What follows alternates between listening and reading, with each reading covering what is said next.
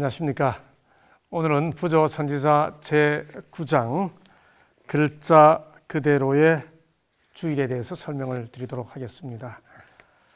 노아 홍수 이야기를 쭉 설명해 나가다가 왜 여기 제9장 글자 그대로의 주일이라고 하는 챕터, 이 장이 들어가 있을까요? 자, 노아 홍수를 전하는 창세기 기사를 읽다 보면 곳곳에 날짜 표시가 있음을 확인할 수 있습니다. 성경을 읽다 보면요. 창세기 7장 11절에 보면 노아 600세 되던 해 2월 17일에 홍수가 시작됩니다. 그날은 노아가 방주에 들어간 지 일주일 후입니다. 제가 홍수 시작할 때 설명드리면서 방주에 들어가서 바로 비가 오지 않았다는 그 말씀 드렸죠. 7일 후에 비가 시작이 되었습니다. 2월 17일에 홍수가 시작되었으니 방주에 들어간 날은 2월 10일이 되겠죠. 노아 600세 되던 해. 그 다음 8장 23절로 24절을 보면 노아 나이 601년 2월 27일에 방주에서 나옵니다.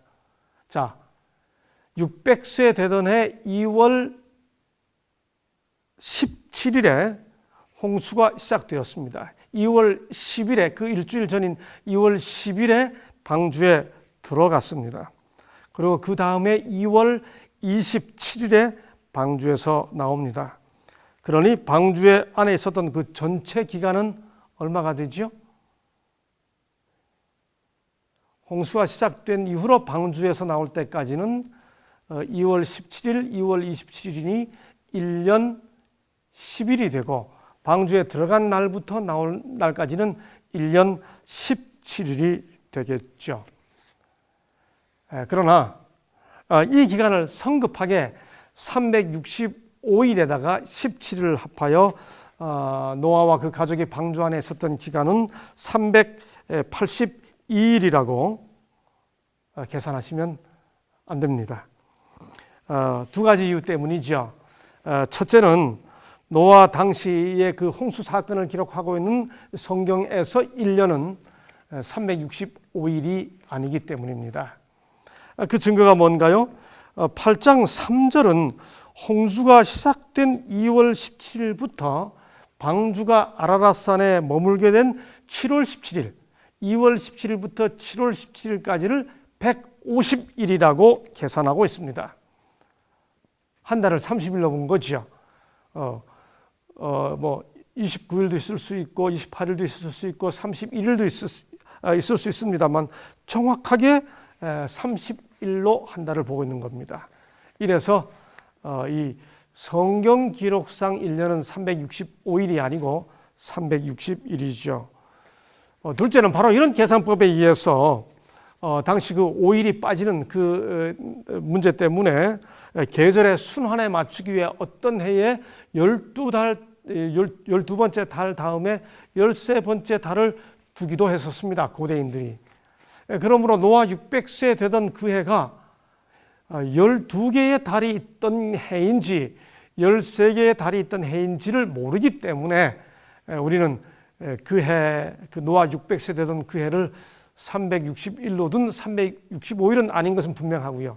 361일지 390일일지를 모르기 때문에 그저 1년 열흘, 비 온 날로부터 나온 날까지는, 들어간 날부터 나온 날까지는 1년 17일 그렇게 표현하는 것이 가장 정확한 것입니다.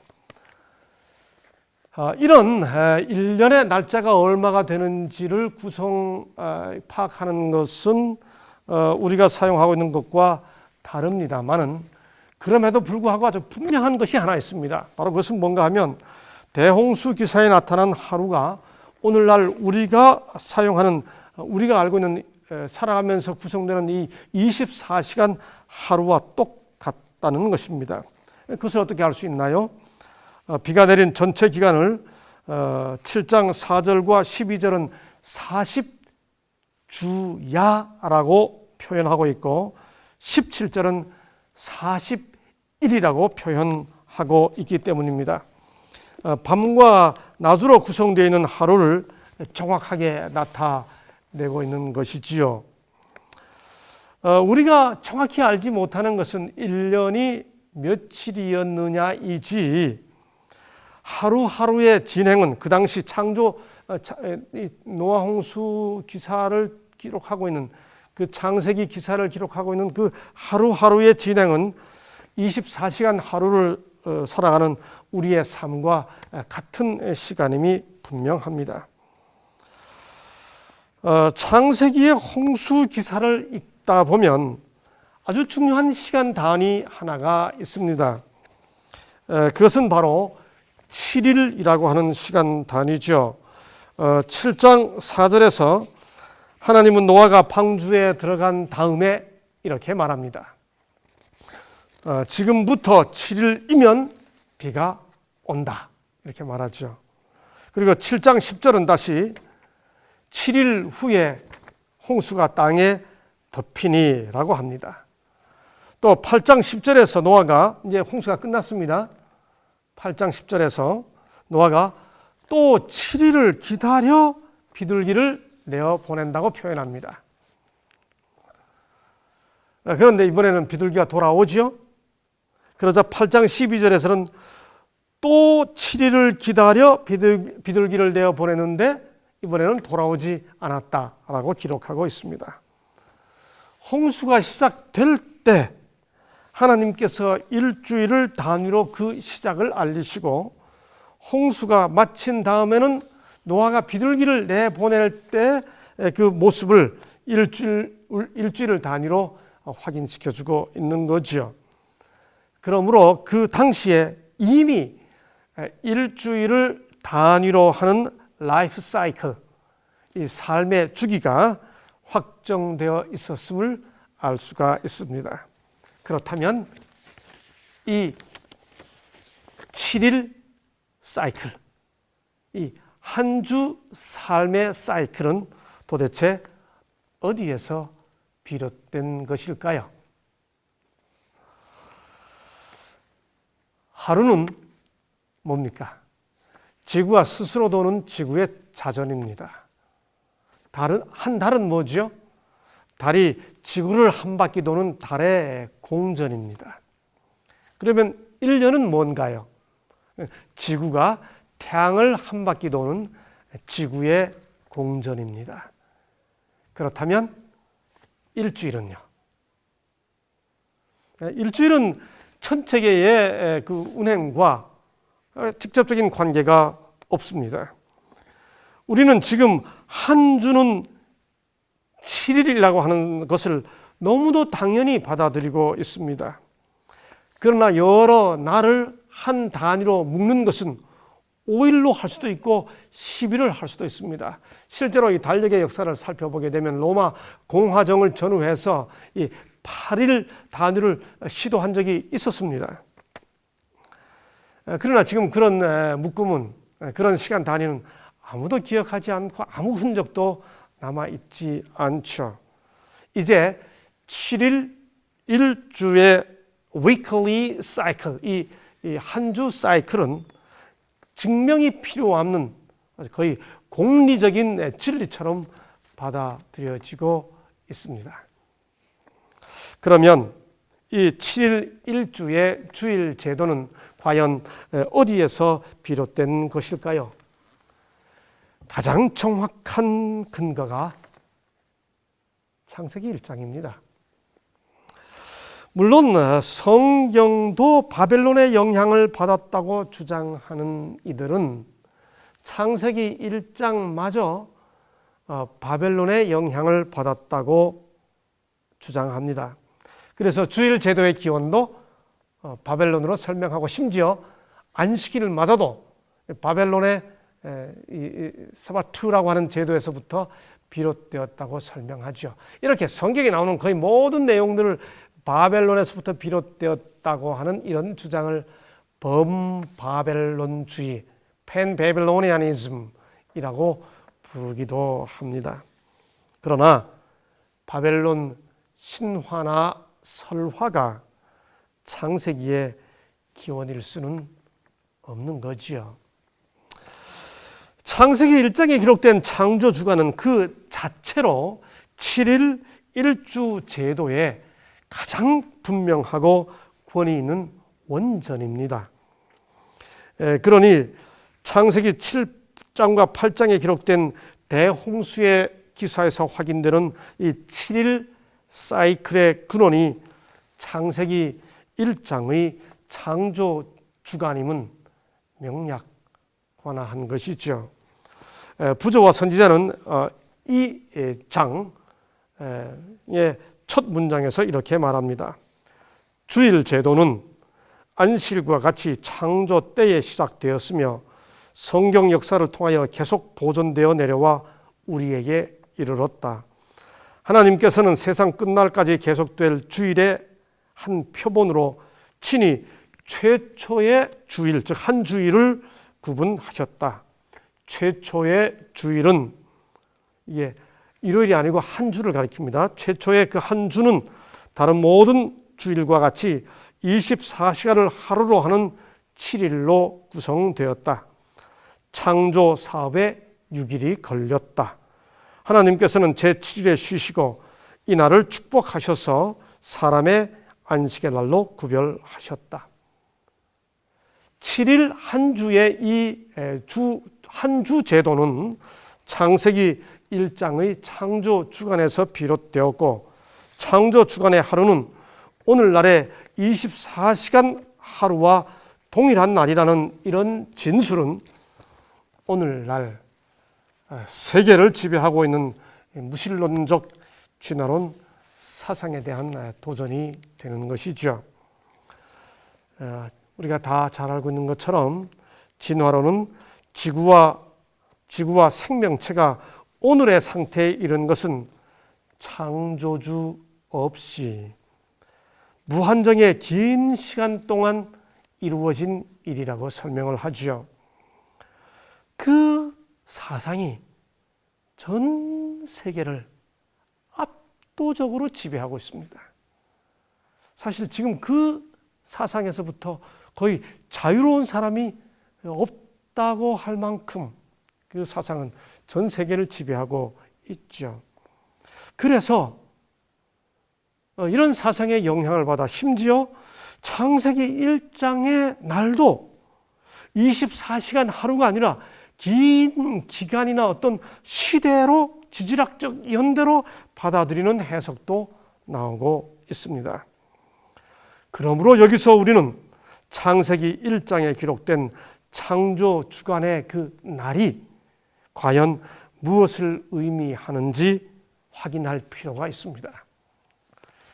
창세기 7장, 8장에 홍수 기사가 기록되면서 날짜가 계속 기록되고 있죠. 그러니 이 즈음에서 이 날짜의 의미, 주일 제도, 그것도 7일마다라고 하는 그 일주일 제도에 의해 반복되는 홍수 기사, 그것을 다시 한번 확인하기 위해 이 즈음에서 우리는 문자 그대로의 주일, 일주일이라고 하는 제목으로 이 부분을 확인할 필요가 있는 것이죠.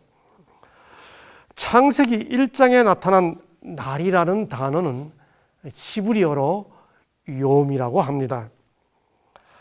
진화론의 영향을 받은 사람들은 이 창조 주간의 이 욤도 24시간 하루가 아니라 진화론적 지질 시대라고 해석을 합니다. 즉 창조 주간의 하루하루가 시생대, 원생대, 고생대 등등의 지질학적 시대와 일치한다는 거죠. 소위 이 이론을 가리켜 Day Age Theory, 날 시대 이론이라고 부릅니다. 그러나 이는 창세기 1장, 창세기 자체가 말하는 그 창세기 1장의 날과는 전혀 상관이 없는 해석입니다. 물론 욤이라는 히브리어 단어 자체는 낮, 영어의 day가 낮도 되고 날도 되는 것처럼 이 욤도 낮도 되고 날도 되고 기간도 되고 시대도 의미합니다. 그러나 창세기 1장에서 이 단어는 너무도 분명하게 24시간 하루를 의미합니다. 그 증거가 뭐죠? 이제 그 증거를 함께 살펴보도록 하겠습니다. 첫째, 창세기 1장에서 이 욤은 언제나 저녁과 아침으로 구성되어 있습니다. 창세기 1장 5절부터 시작되는 대로 매일의 하루하루가 끝날 때 저녁이 되며 아침이 되니 이는 첫째 날이니라 이렇게 되어 있습니다. 에레브 보케르 히브리어로 그렇게 말합니다. 저녁과 아침으로 하루가 구성되어 있는 거죠. 이것은 이 욤이 낮과 밤으로 구성되어 있는 24시간 하루임을 분명히 해줍니다. 만약에 이 욤을 긴 기간의 어떤 시대로 이해하게 되면 그 반은 밤이어야 합니다. 그리고 그 반이 낮이어야 하는 거죠. 성립이 되지 않는 주장인 겁니다. 둘째, 히브리어 용례상 욤이라는 단어 앞에 오면 마치 창세기 1장처럼 욤이라는 단어 앞에 첫째, 둘째, 셋째 등등 소수가 오면 그때는 그 다음에 오는 날이라고 하는 단어는 욤이라고 하는 단어는 하루를 의미합니다. 첫째 욤, 둘째 욤 같은 표현에서는 그 욤은 기간이 아니고 언제나 하루, 즉 날을 의미합니다. 히브리어의 용례입니다. 셋째는 이 날이 오늘날과 같은 24시간 하루일 때 그 창조 주간의 각각의 날에 창조된 모든 생물들의 존재가 생태학적으로 가능합니다. 즉 셋째 날에 창조된 식물, 다섯째 날에 창조된 물고기와 새, 여섯째 날에 창조된 짐승이나 사람, 무엇이 됐든 그 하루가 긴 시대가 아니라 낮과 밤으로 구성된 하루일 때 정상적인 생태 활동이 가능해지는 것이죠. 긴 시대의 반은 밤이라면 그 사람과 짐승과 식물이 그 밤에서 그 긴 기간을 보내야 된다고 하는 것은 참으로 불합리한 이해가 아닐 수 없습니다. 넷째는요, 창세기 5장 4절에 의하면 아담이 930세를 살고 죽었습니다. 그런데 같은 창세기 5장에 보면 그 시대 사람들이 다 900세 가까이 삽니다. 아담의 아들 셋은 912세, 에노스는 905세 등등입니다. 그러니 아담의 수명과 아담 이후에 셋과 에노스 쭉 내려가면서 노아까지 이어지는 그 시대 사람들의 수명이 같은 삶의 조건에서 살았던 수명일 때 의미가 있는 것이지요. 만약에 아담이 창조된 그 여섯째 날이 한 시대를 가리킨다 그러면 아담의 나이를 930세라고 기록한 것은 의미가 없는, 다른 사람들과 같은 비슷한 연령으로 기록한 그 아담의 수명은 의미가 없어지죠. 다섯째는 안식일 계명이야말로 창조 주간의 하루가 24시간 하루임을 확증해 줍니다. 하나님은 안식일 계명을 주시면서 그 이유를 이렇게 제시하시죠. 안식일을 기억하여 거룩히 지키라. 이는 엿새 동안에 나 여호와가 하늘과 땅과 바다와 그 가운데 모든 것을 만들고 제7일에 쉬었습니다.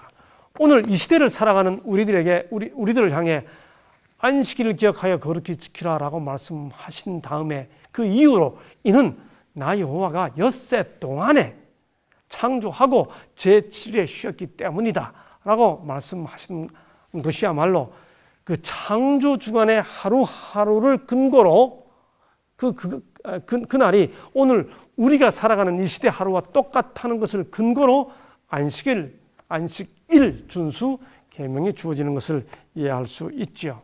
그러니 안식일 계명이야말로 창조 주간의 하루가 오늘날과 같은 하루라는 사실을 검증하여 확인해 주는 것입니다. 다시 부조와 선지자는 111쪽, 112쪽에서 이 점에 대해 다음과 같이 설명합니다. 첫 주일의 창조 사건에 수만 년이 걸렸으리라는 억측은 넷째 계명의 기초를 직접적으로 파괴한다. 이것은 마치 어마어마한 막연한 기간을 기념하기 위하여 글자대로의 날들로 구성된 주일을 지키도록 사람에게 명령하시는 분으로 창조주를 나타낸다. 성경은 이 세상이 오랜 세월을 통하여 혼돈 상태에서 서서히 진화되었다는 것을 인정하지 않는다. 창조의 하루하루는 그 뒤에 잇따른 모든 날처럼 저녁과 아침으로 되었다고 거룩한 기록, 즉 성경이죠. 거룩한 기록은 선언한다. 창세기의 의미는 대단히 분명합니다. 아주 분명히 창조주간의 하루가 오늘날과 같은 하루라고 하는 것을 전제하고 그 설명이 주어지고 있죠. 그 의미를 그대로 믿느냐 안 믿느냐 하는 것은 개인 믿음의 문제입니다. 그런데 그 분명한 본문의 의미를 진화론의 시각으로 바꾸는 것은 본문에 대한 왜곡이죠. 진화론적 사상의 영향을 받아 창세기 본문의 의미를 바꾸려고 할 것이 아니라 창세기의 기별로 진화론의 사상을 바꾸게 되기를 소망해 봅니다. 무한정의 긴 연대를 전제로 하는 진화론적 지질학에 대한 다음의 글을 보면서 이 장을 마치려고 합니다. 부조선지자 115쪽입니다. 하나님은 만물의 근원이시다. 모든 참된 과학은 그분의 일하심과 조화되며 모든 참된 교육은 모두 그분의 통치에 순종하도록 인도한다. 과학은 새로운 경리들을 우리 눈앞에 공개하며 매우 높이 치솟아 새로운 깊은 것들을 탐구한다. 그러나 과학의 연구는 하나님의 계시와 모순되는 결과를 결코 가져오지 않는다. 무지로 인하여 과학이라는 이름을 빙자하여 하나님에 대한 거짓 견해를 지지하려고 노력할지 모르나 천연계의 책과 기록된 말씀은 서로 빛을 비추어 준다. 이렇게 해서 우리는 창조주를 숭배하고 그분의 말씀을 이지적으로 신뢰하도록 인도된다. 부조선지자 115쪽입니다. 글자 그대로의 주일. 이 즈음에서 이 부분이 설명된 의미가 더욱 분명히 이해되셨으리라고 생각합니다. 오늘은 여기서 마치겠습니다. 감사합니다.